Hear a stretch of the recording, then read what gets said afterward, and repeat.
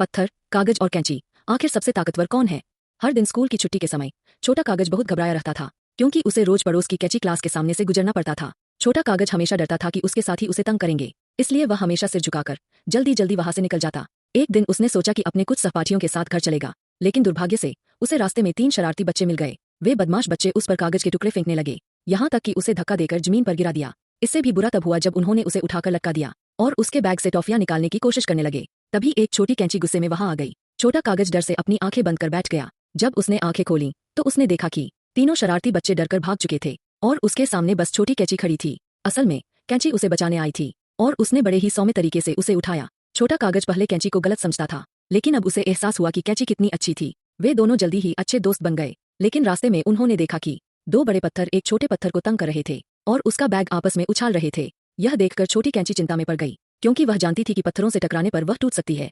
लेकिन छोटे पत्थर की लाचारी देखकर छोटा कागज हिम्मत जुटाकर आगे बढ़ा और जोर से उन बदमाशों को रोकने के लिए चिल्लाया। वे दोनों बड़े पत्थर अचानक रुक गए और छोटा कागज बहादुरी से छोटे पत्थर के सामने खड़ा हो गया। बड़े पत्थर छोटे कागज से भिड़ने की हिम्मत नहीं जुटा पाए और वहां से भाग खड़े हुए। छोटा पत्थर चौंकर पीछे मुड़ा और यह देखकर हैरान रह गया कि छोटा कागज उसकी मदद करने आया था। इसके बाद छोटा कागज पास छुपी हुई कैंची को भी बुला लाया और इस तरह तीनों जो कभी दोस्त नहीं हो सकते थे, अब सबसे अच्छे दोस्त बन गए।